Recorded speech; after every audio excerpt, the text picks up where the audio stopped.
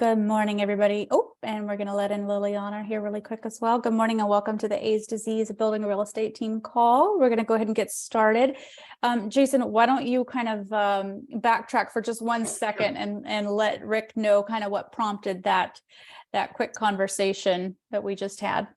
Yeah, because I Sure. had so many comments on what you said, but I want to say them in the right context. So. Yeah. So about 3 weeks ago, so I'm kind of new to starting a team. I guess we've been at it for 7 weeks, doing really well. We have a total of 6 of us, including my wife and myself. So there's 6 of us total.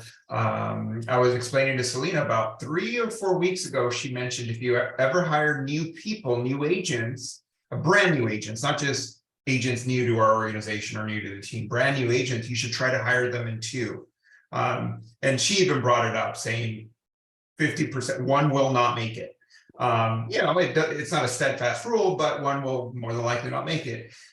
And even if you have to delay the hire by saying, hey, our training will start in a month until I find somebody else to link up that other person, which is great input. Just delay it so that you can hire in 2s. And unfortunately, what I did is I hired an individual one. And then my other agents that are seasoned agents started kind of mentoring her and taking a lot of time in their day to help her along, accountability phone calls and things. And then they would call me and just say, hey, I'm spending time with Michelle. I'm doing this, I'm doing that. I'm like, all right, guys, but just make sure she's not draining you because you guys need to be paying your bills. Well, I want to take care of the team. Anyway, long story short, she didn't make it. She just gave me she left the team about last week. We kind of saw it coming. She just, I tried, but unfortunately she just said it's not the right fit, which is fine. There's nothing wrong with that.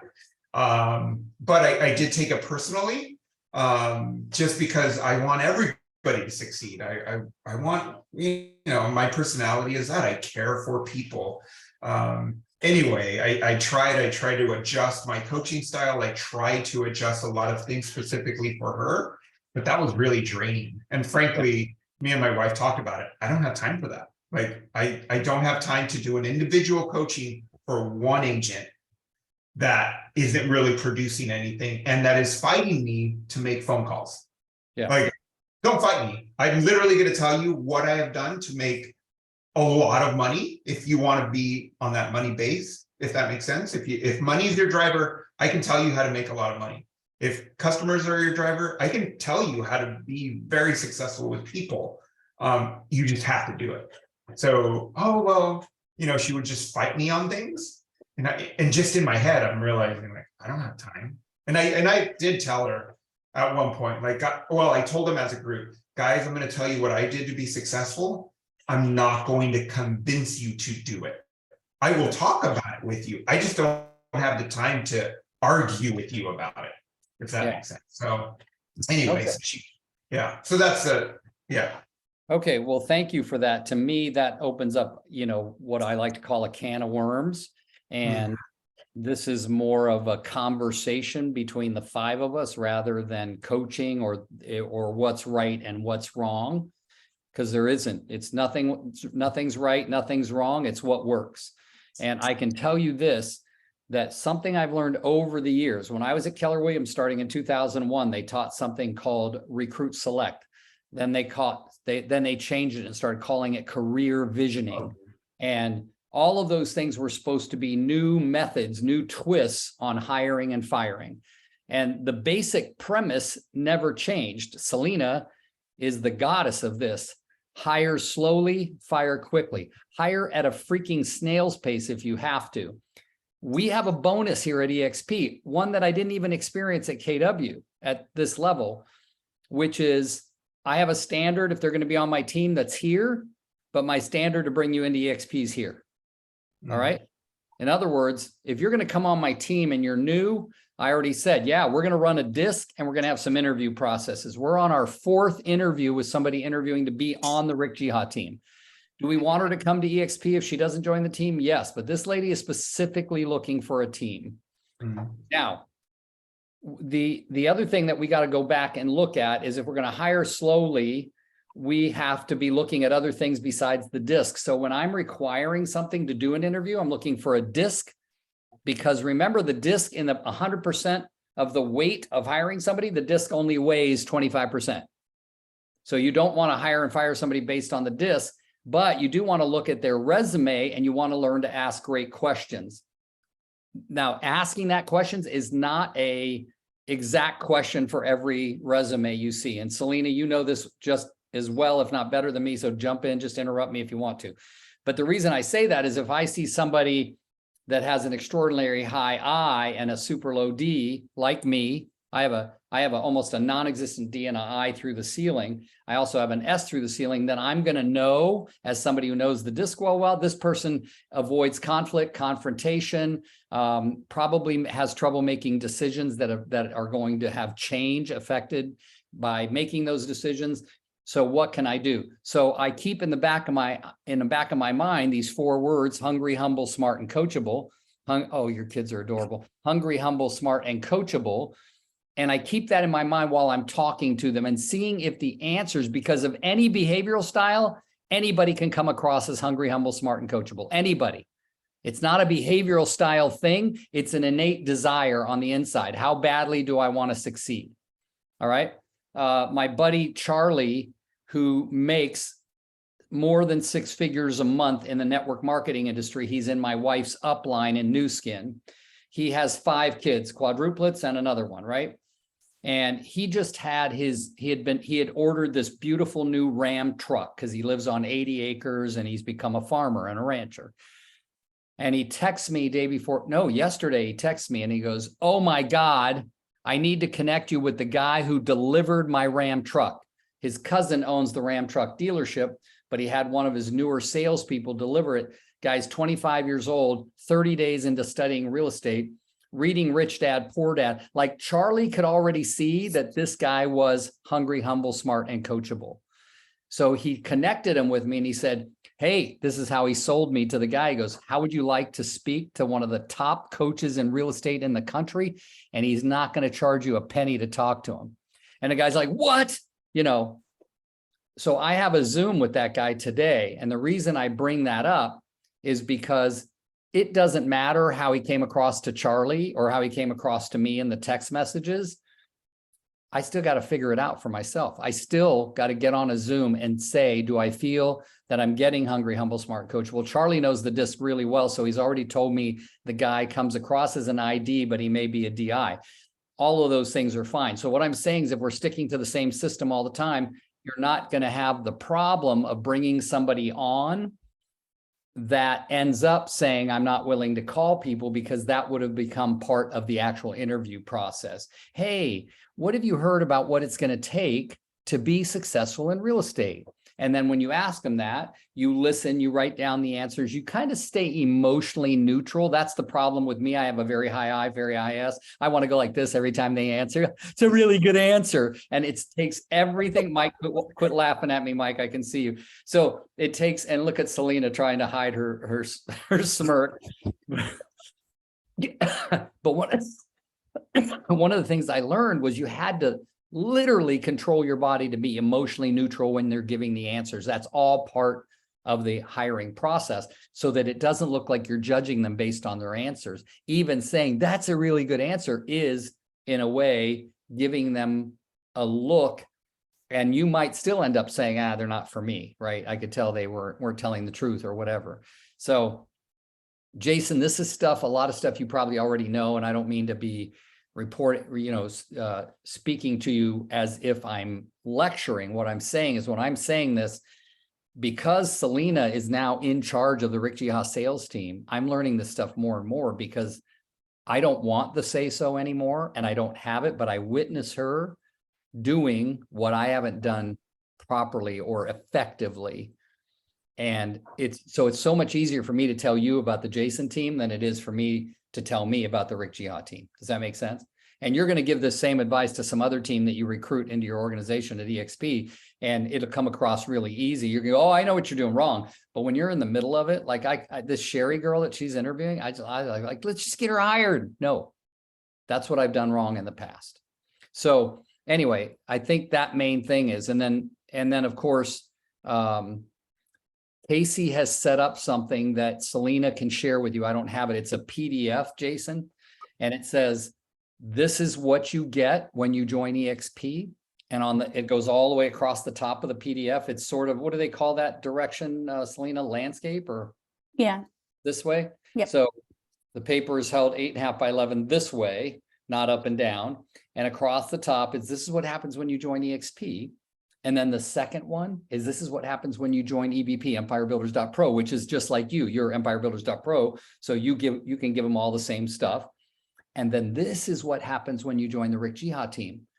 And we needed that because we had so many people that we were talking to for my front line that would say, well, what's the difference between joining you at EXP and joining the Rick Jihad team? And I would try to elaborate it verbally, and it just didn't come out effectively. And down at the bottom, when it says, this is what you'll get when you join the Rick Jihad team, there's another section that says, this is what you'll give if you join the Rick Jihad real estate team.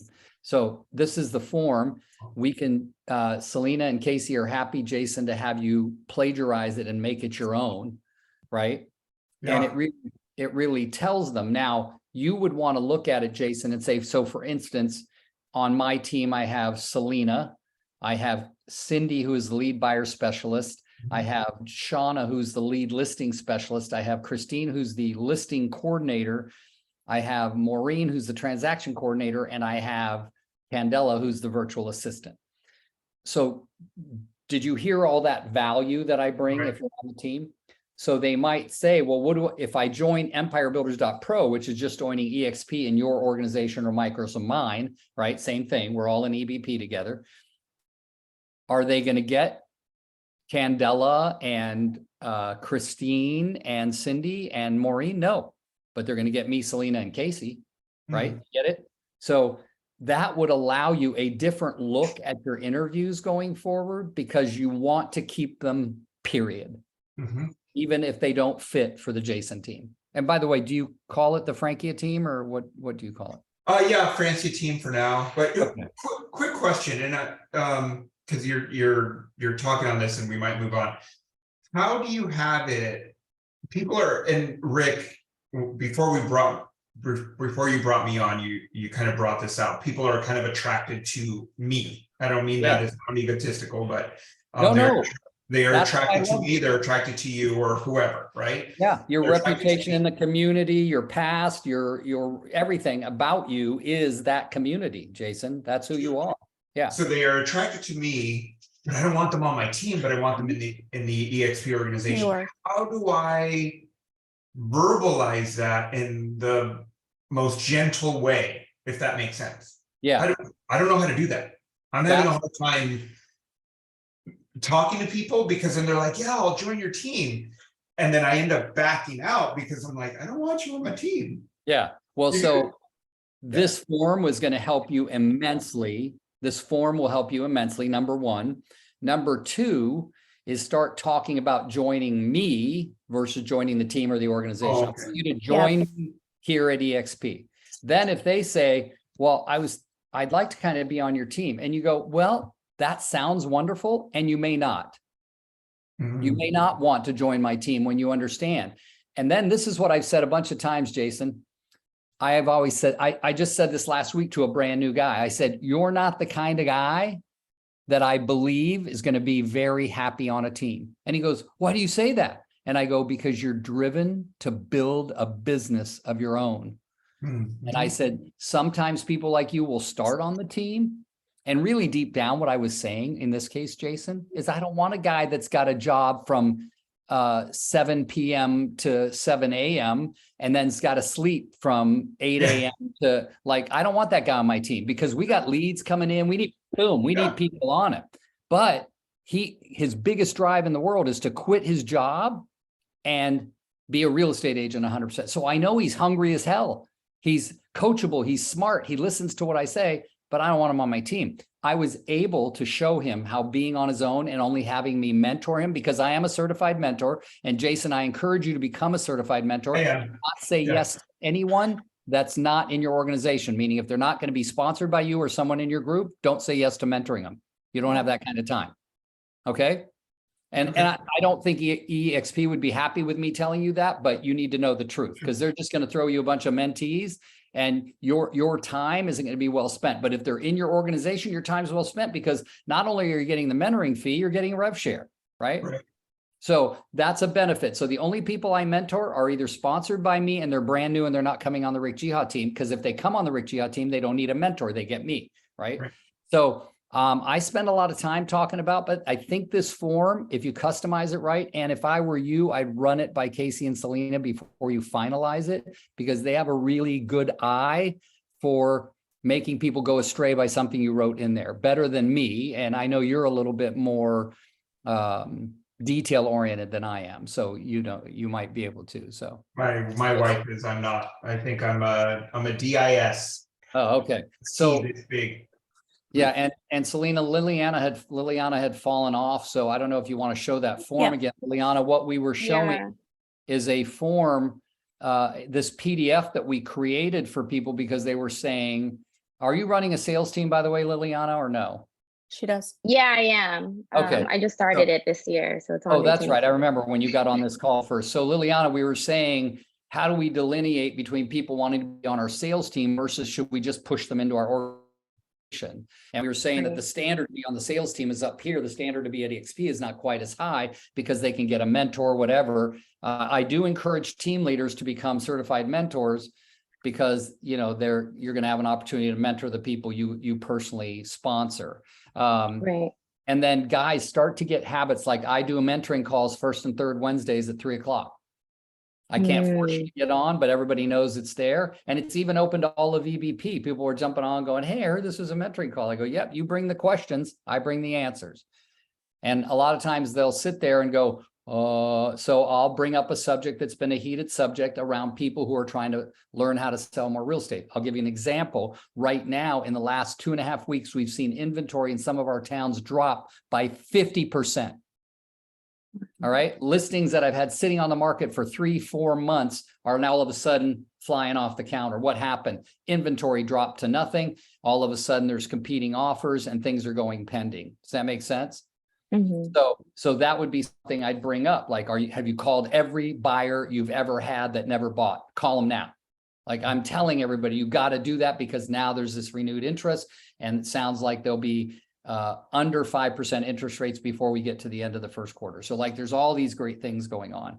So it's our job to bring value.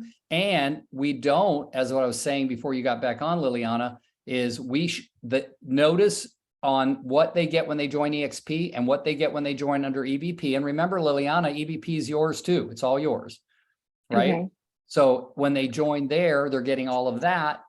And then, but only under the Rick Jihad team does it say this is what you will get, but this is what you will agree to give, right? In other words, now there's a standard. You don't get to Got just it. come on the team. Your ass has to be a team player. You've got to do open house commitments. You've got to do this. And a lot of people go, oh, I'm out. I'd love to Yeah. join your EXP organization, Rick. I just don't want to be on your team. Because when you start telling them they have to do a minimum of 9 transactions a year, and while the standard in Workman Success Systems around the nation in Canada is 2 transactions a month, well, we've given leeway for the fact that we have such a high average sale price. We're saying we're going to allow you for 2023, your minimum number of transactions is 9, and for 2024, your minimum number of transactions is 12.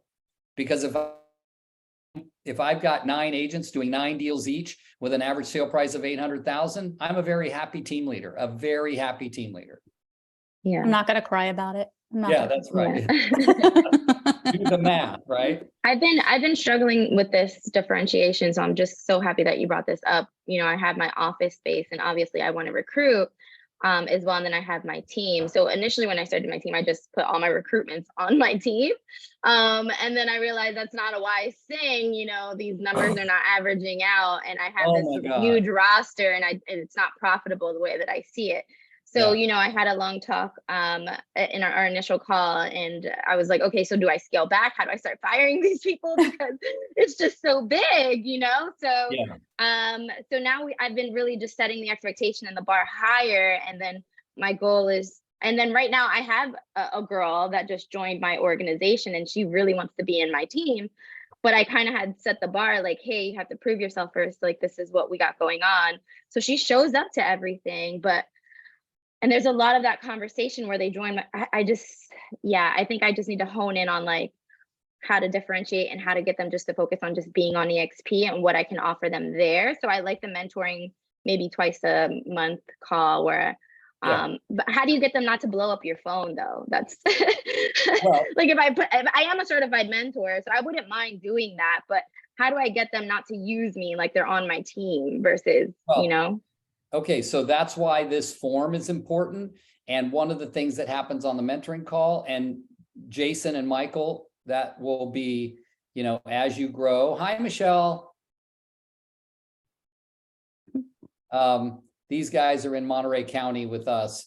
So Liliana, one of the things that you'll notice is that when you become their mentor and you recruited them, you have I'm their mentor, I'm their sponsor. Literally, you are their everything. Okay. Mm-hmm. But if you are not reminding them and forcing them in some way, not forcing them, but saying, you have me all the time, but if I find out you didn't get on the state meeting on Tuesday and you haven't attended every contract class every Wednesday at 9:30 a.m., like you've got to be so knowledgeable, you, Jason, Michael, Michelle, about what's being offered by EXP and plugging them into it on a regular basis. Cindy Cashin, who's the lead buyer specialist on my team, Selena and I don't have to say a damn word. Every time we have a huddle, Cindy, who has to help every agent on the team write the offer, negotiate with the other agent so that Selena and I don't have to, says to them, contract class today at 9:30, I'll expect to see you all on it. That's how she says it to the rest of the team. And then on today, she's like, oh, team meet, like she was telling everybody, don't forget tomorrow is the state meeting, get on it. Like she's saying stuff like that all the time. And that becomes your job until your team, your sales team, becomes big enough to you have somebody to handle it with the sales team. You bring more value as your team grows. Now, remember splits, you guys. Teams all over the country have different splits. I told you about this big team that Leo and Lee Mighty brought on, Liliana. And I have my first interview with the guy because this is after he was onboarded, and he goes, Rick, could you coach me a little bit on building my team? And I got all the splits and I wanted to die. I'm like, you are running a non-profitable business. He goes, no, I'm doing fine. I go, no, that's cash flow, not profitability. I said, look, if you think of me, I've got Cindy, who's the lead buyer specialist. I got Christine, who's the listing coordinator. I got Maureen, who's the transaction coordinator. I got Candela, who is the virtual assistant. And Selena runs the whole thing, right? All of that is money out of my pocket, right? So I'm bringing a ton of value. You better bring something. Right. Right? Yeah. So they're all sitting around thinking, and you know what they said? Ask Selena. Selena is a very language conscious person. So we were talking about having a team retreat in December. And she said, retreat sounds like you're going backwards. Let's call it a team advance. So we have a team advance on December 13th, all of them there at my house, not the one in the East Bay. And Casey made soup and salads and we brought food in. It was just a whole day, 9 to 5, basically. Wow. And you should have seen them going, what? I have to have accountability. Like, oh my God, I wanted to leave the room. If Selena wasn't in charge, I would have definitely just walked out. It was insane. And by the end of the day, she had everybody completely bought in to accountability and when we showed them what our minimum standards were, all of their goals that they had written before that day were higher than the minimum standards. Every single one of them. Mm-hmm. Right. So before I told them what the minimum standards were. Yeah. So you guys are bringing up the best things about team building that breaks the backs of some of the best team leaders in the country. Yeah. So yeah. Jason has his hand raised, right? Yeah, go ahead, Jason. Sorry. No, it's okay. Liliana, you mentioned how do you fire them all if you took them all on? So I did a very similar move to you. So my first recruit, I am 2 weeks into EXP, and this girl she's great. She comes on, but she wanted to be on my team, on Francia team. Right. Honestly, she didn't need it. She's moved, she's about to cap and she's 3 months in, 4 months in. That's amazing. Yeah, no, she's doing great. We just met with her yesterday and we've been already having a little bit of like just conflicts of communication and things like that. Anyway, we met, we talked, and I pretty much said like, you're ready to go. You're so great. You are ready to launch. You don't need us anymore.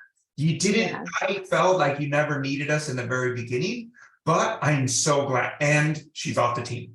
Like she literally said, yep, cool, I'm out. I'm going to do my own thing. So she's still an EXP organization. No feelings are hurt. We're still friends. She still called this morning to check in on our son, but off the freaking team, off of my resources, off of my phone call. But I did still tell her, guys, we're here for you if you ever need anything. And you know that, like I still say all of that, but it's like they know that I'm not as accessible anymore.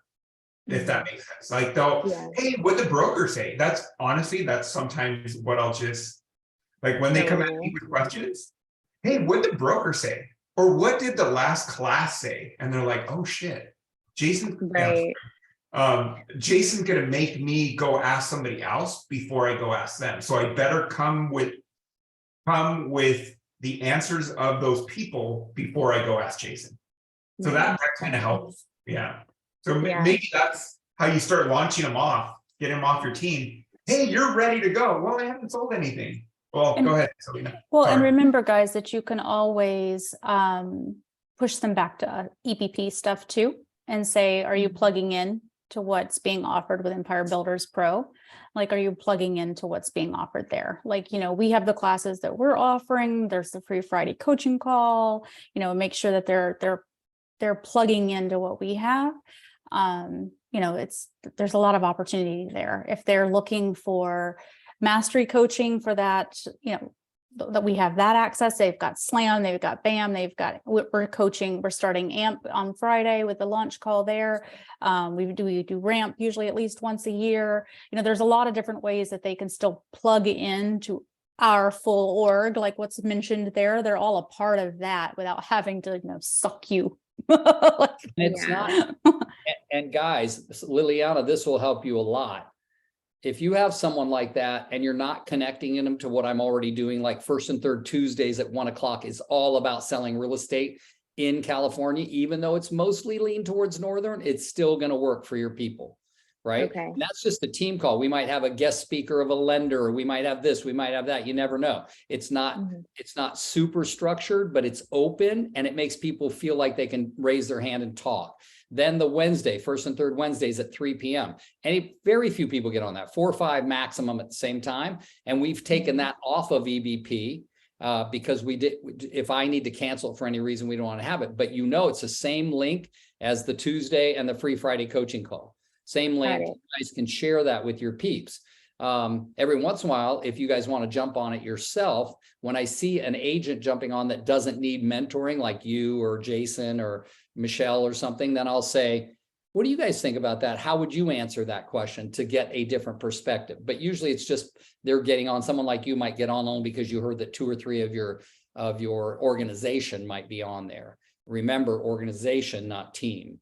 Okay. And that's why you can always depend on me. If I'm talking about my organization, I'm saying organization. If I'm saying the word team, I mean the Rick G. Howe Real Estate team. And it doesn't matter what words you guys pick, just get clear on them and make sure your people know what they are so that they know when you're talking about your sales team versus your organization. Michelle's building in Monterey and she knows which ones are her team versus which ones are her org, but she's going to have to get that language out to her people, like let everybody know this is how we do it, right? So. So first and third, just to clarify, first and third Tuesday at 1, and then first and third Wednesday at 3. Yeah. Okay. Yeah, and first and third Fridays at 9 a.m. is the free Friday coaching call. So, and those 3 are all in the exact same link, the same Zoom link.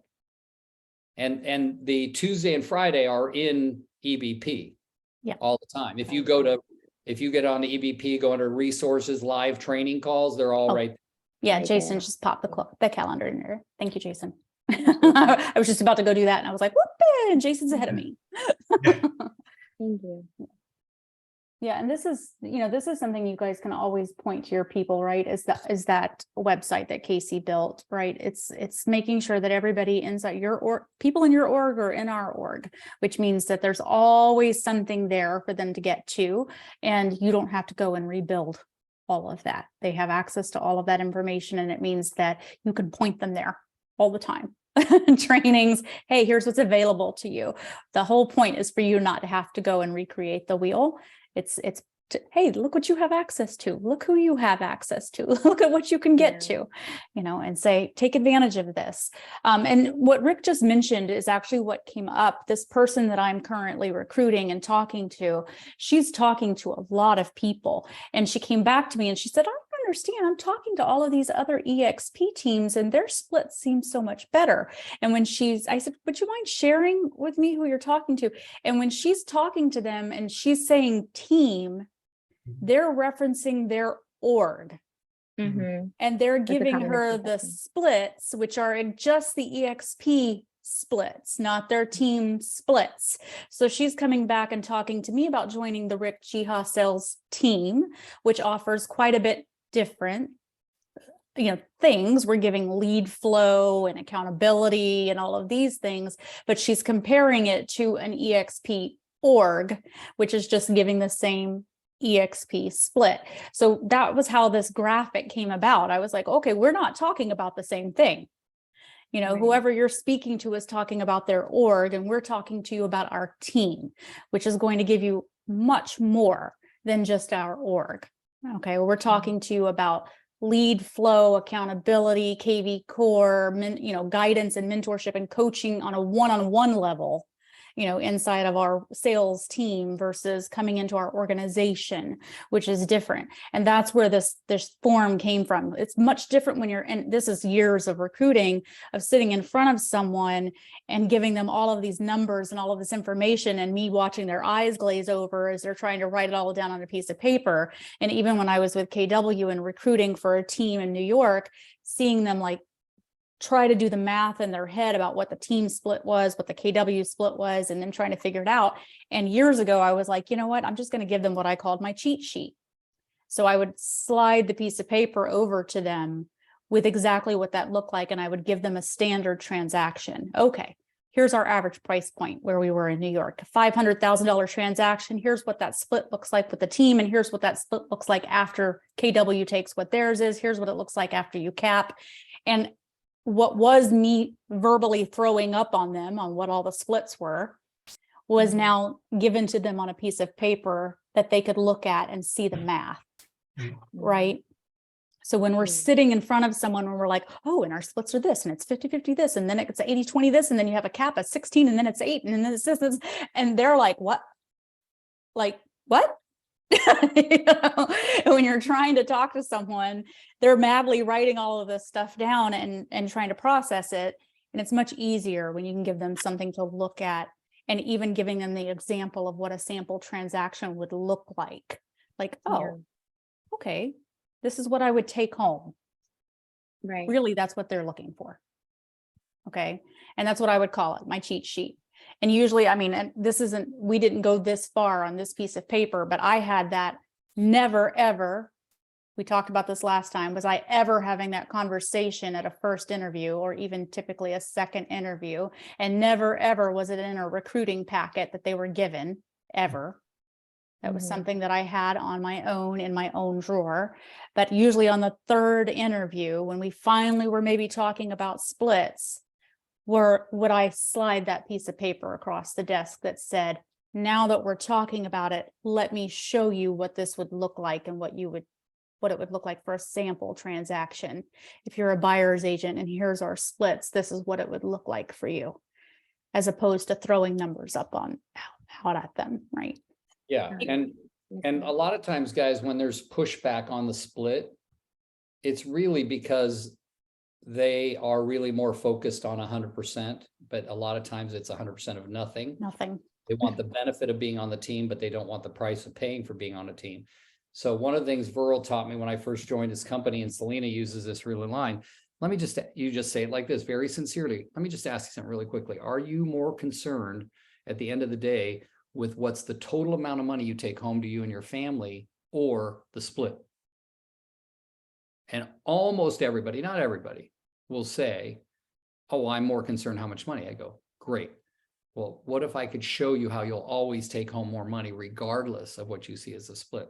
So when a team member brings a listing to my team, and there's only a few people grandfathered in that can do listings, most of the time they're going to get a 25 or 30% referral fee, something like that off the top. And that's all they get. And I take care of everything, costs, the whole bit. But we have a few selected ones, I think 4 or 5 that are allowed to bring in listings.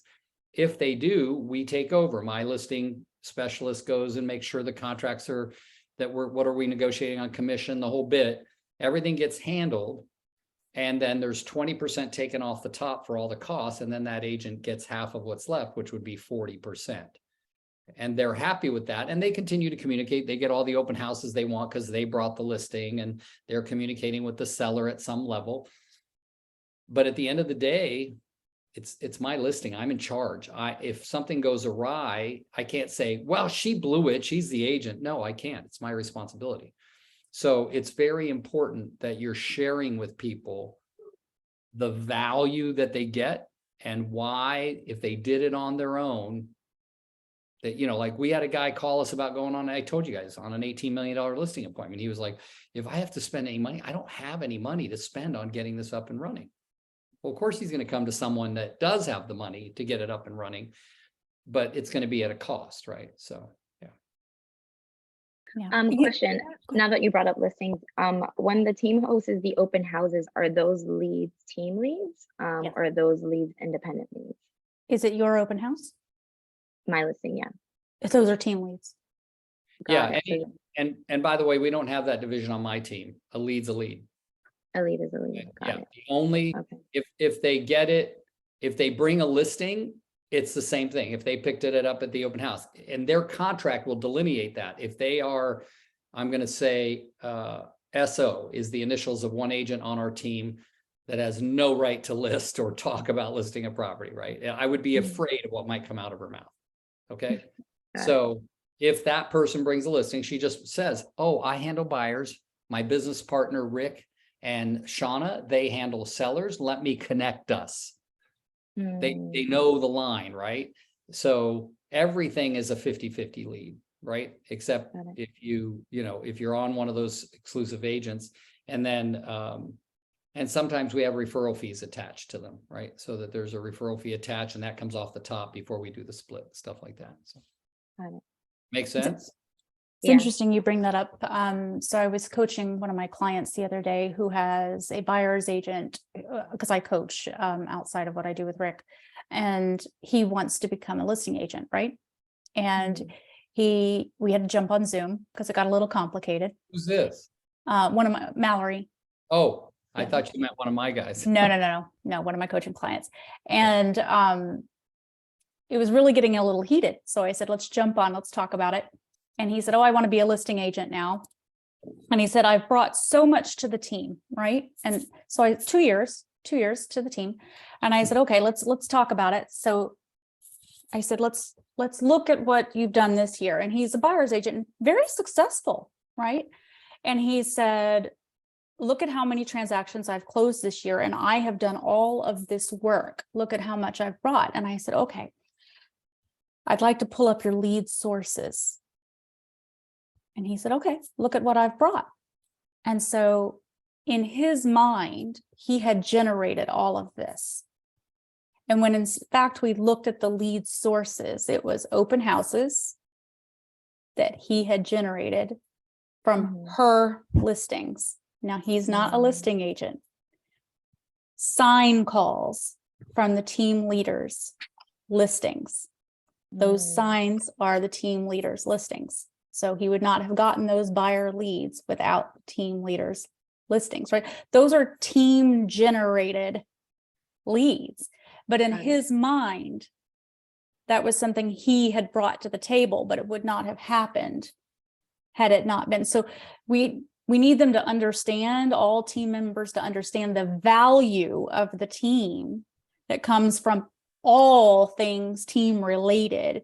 It's not that he generated that. Yes, of course, he nurtured it, but that was generated from the team, right? Got it. But in his mind, he had done all of that. And I was like, that open house happened because your team leader went out and got that listing.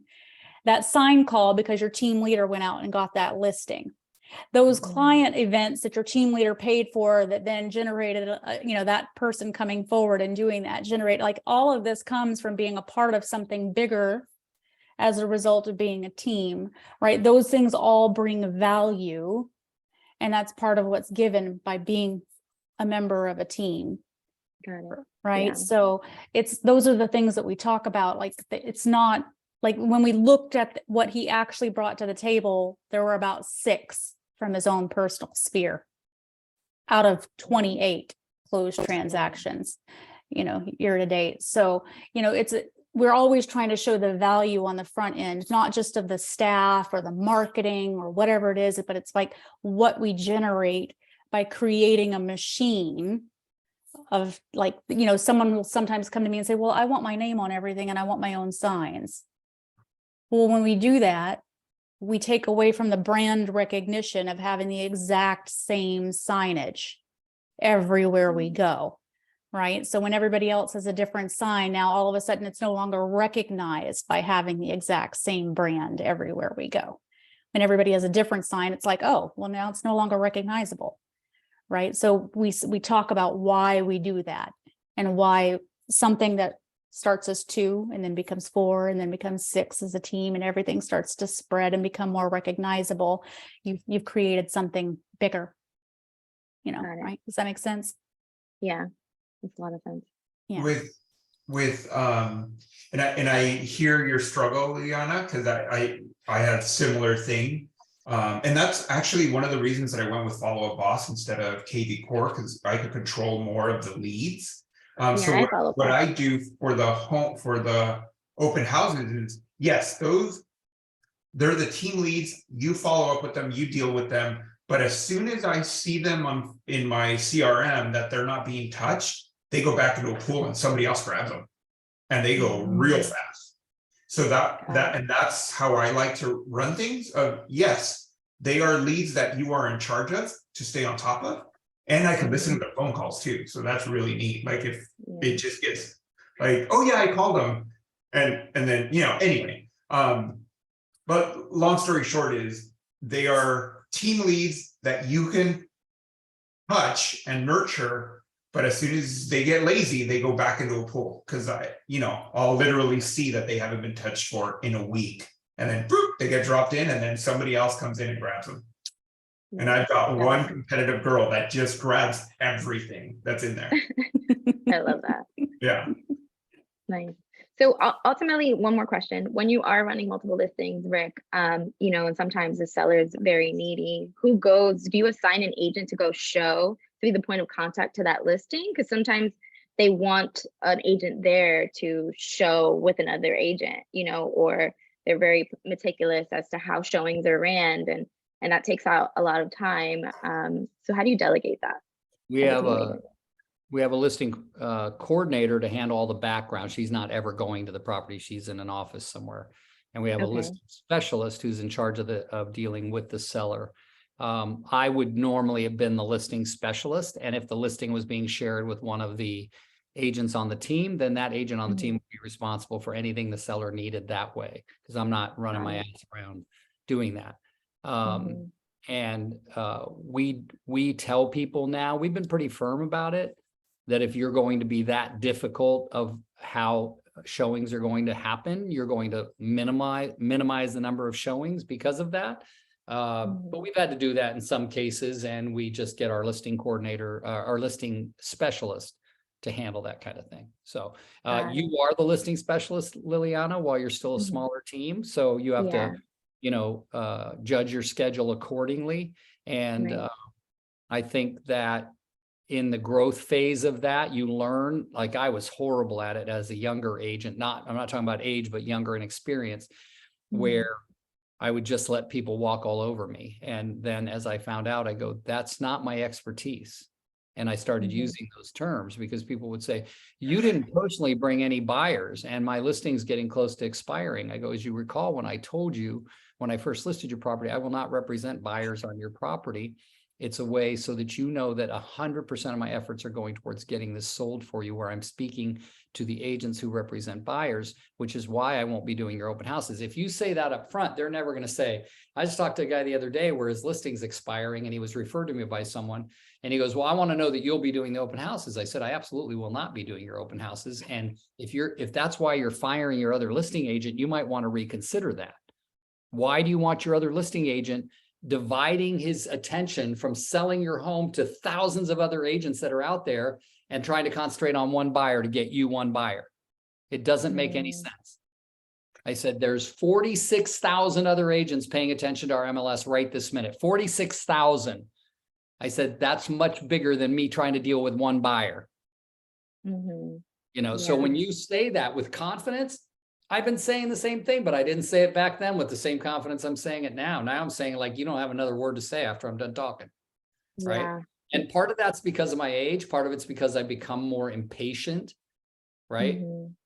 And, you know, like Selena knows, I just had one where it was a $4.5 million listing referral from another EXP agent from Colorado for land.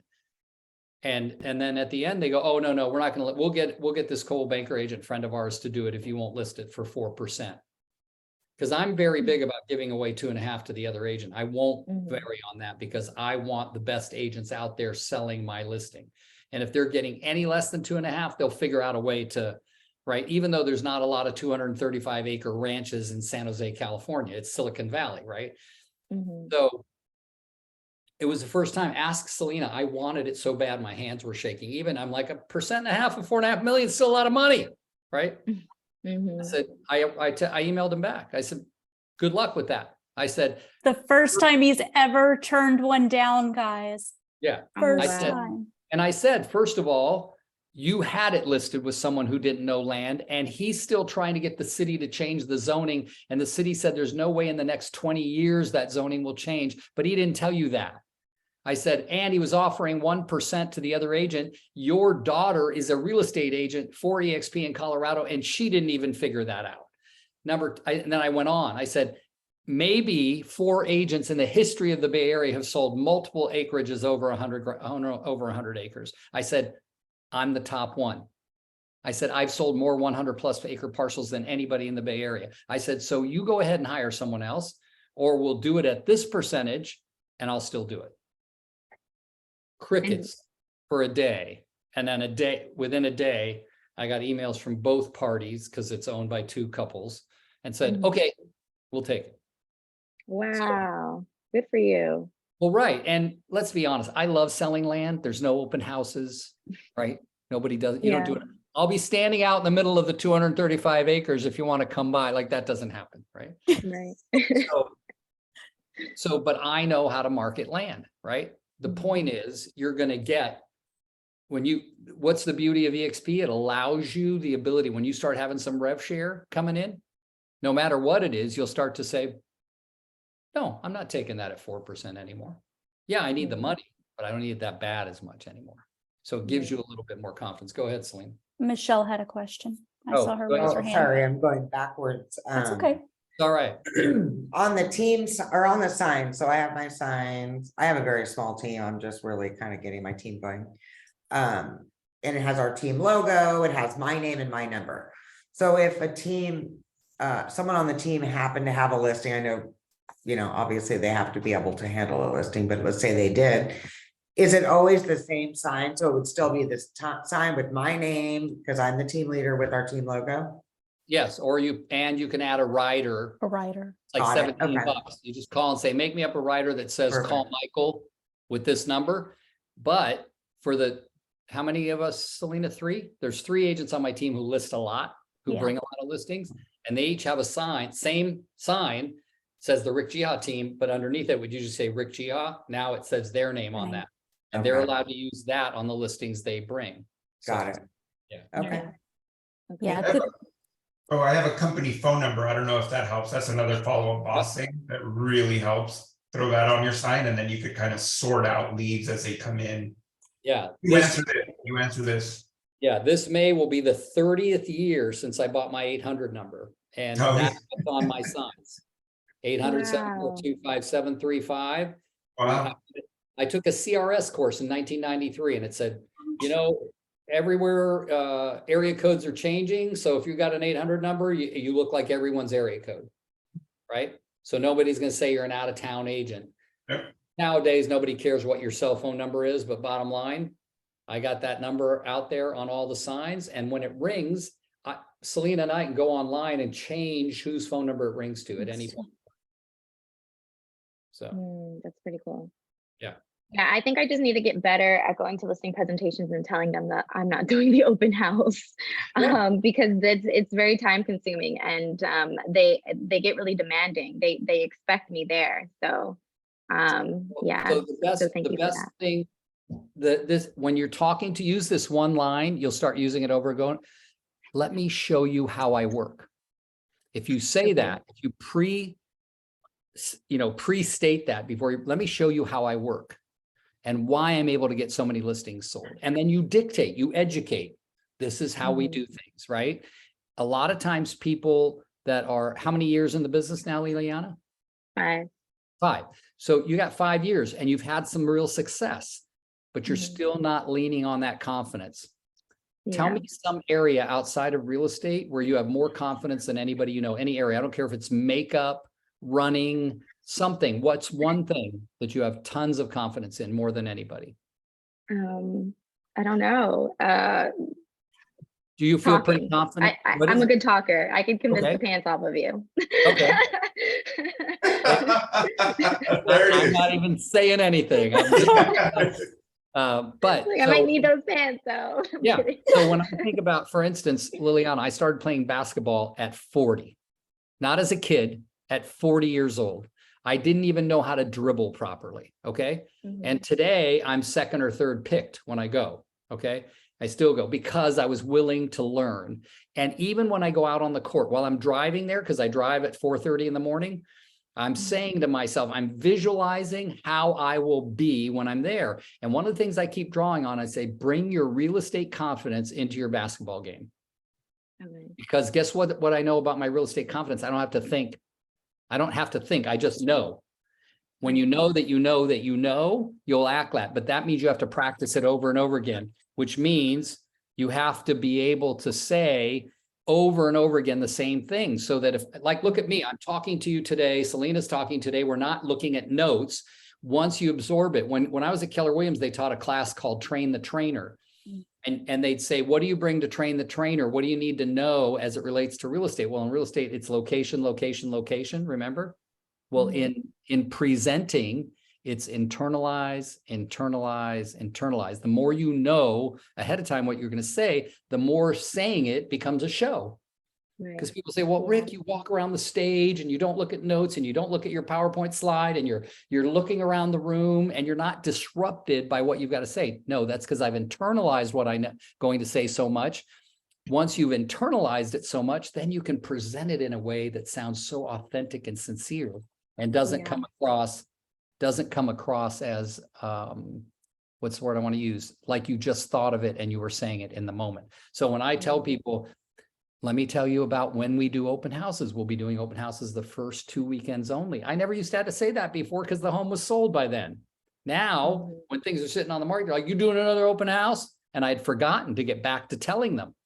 No, we do them the first 2 weekends. Then we take a minimum of 2 weeks off after that. Then we have a re-strategy session. We called it a strategy or a re-strategizing session. We don't call it a price reduction session. Okay, and that's 3 weeks out. Why do we do that? So that we can revisit and say, this is the activity we've had. Let's talk about whether or not we need a price reduction, or we do many things like move the pictures around in the MLS, or we might clone the listing, all kinds of different things that we talk about in the strategy session. Okay. Yeah. So set that up. Yeah. We'll talk more about that too, because one of the free Friday coaching calls I'm going to be doing in the next couple of months will be a listing presentation, free Friday coaching call. So, you know what I use real fast is I actually tell my sellers, like when I have a listing and I'm communicating with them, I say my very best open house agent will be there representing your house. He's gonna go door knock. So I convince them that they're like, oh, hell yeah, I want the best that you have on your team. Because not only do I trust you, I trust your opinion of who your best guy is. Yeah. And then boom, and then they're like, yes, send them. And then sometimes they'll say, I might stop by just to make sure everything's good, just to get signs out. But most of the time, I don't even say that because I don't want them to doubt Yeah, my I think you're opinion gonna of be their there. best. And And, they got it. and Jason, you make a great point. And when your team grows and you don't know which one's gonna end up doing the open house, you say, look, I have hand selected out of the thousands of agents in your area, the 9 people that work with me exclusively, and they're the only ones I would trust to hold your home open. That's what I Ooh, I say. love don't say, that. but I don't love say that. who they are. Yep. Right. I don't say a name because I don't know. And then when we've set up the open house, Mr. and Mrs. Thompson, just want to let you know, one of those exclusive agents I told you about, Marissa, will be holding your home open Saturday and Sunday from 1 p.m. to 4 p.m. Like, let them know. And it's all got to become part of a process. And that's the one thing Selena's at better than anybody I know, far better than me, at making everything a system and a process. So there's a checklist. Boom, boom, boom. Open house checklist. Boom, boom, boom. Right? Yeah, we'll be bringing more of that to these calls. And that's why Selena and I aren't going to worry about whether there's one person or 10 people on this call going forward. And we believe, because of some new tools EXP is giving us, that's allowed us to see that we have almost 200 team leaders in our organization. Team leaders, meaning they're running a team, whether it's just an assistant or a buyer's agent. And we're going to be making sure they know about this call, but we're going to keep recording them because look, Jason starting the call off with what he said was brilliant. Like, I couldn't have dreamed, because it brings up that subject. And what I want to touch on next time, if you guys will remind me, is what happens when you've had someone for a while, a buyer's agent, an assistant, a transaction coordinator, whatever, about making sure that you are doing a 6-month or 1-year review. And there's a whole process behind that too, so that the person you're reviewing is reviewing themselves before you review them. So we'll talk about that too, but we're over. so. Thank Anyway, you. These yeah. calls are amazing. I appreciate you guys taking the time and pouring into us. So It takes one to know one, Liliana. You got to be Thanks. amazing to see amazing. So Oh, Michelle, Michael, good to see you guys. Jason, Francia, thank you so much, sir. And I know keep making a mistake of calling you Frankia instead of Francia, but Right. it's probably my Lebanese nature turning C's into. A lot of people mispronounce it. It's all right. Yeah. Well, good to see you guys. Happy New Year Thank to you, all of guys. you. Free Friday coaching call this Friday. Remember, Jason, Michelle, and Liliana, at 10 a.m. on Friday, we're doing the launch call for doing AMP, which is one of the 4 coaching programs. So AMP is going to be launched at 6 o'clock. I mean, at 10 o'clock in the morning Pacific on the 6th. And then starting Monday, the 9th, you'll start watching the videos for the first week of AMP. And then on next Friday, the 10th, we'll have the first call. So We're going to send out a new, there's going to be a link that comes out tomorrow for that to register for the AMP call. So if you're the one that went out this morning for some reason isn't working. So look for that tomorrow for anybody who wants to join the registration link for the launch call this Friday. And then that'll get us going. So that'll come out tomorrow morning.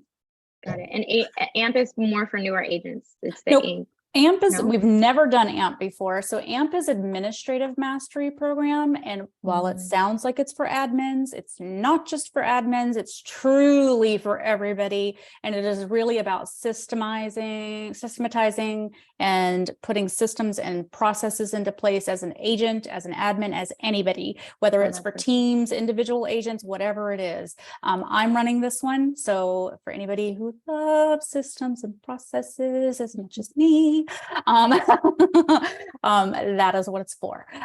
So really, really awesome. Everything from CRMs, the whole gamut.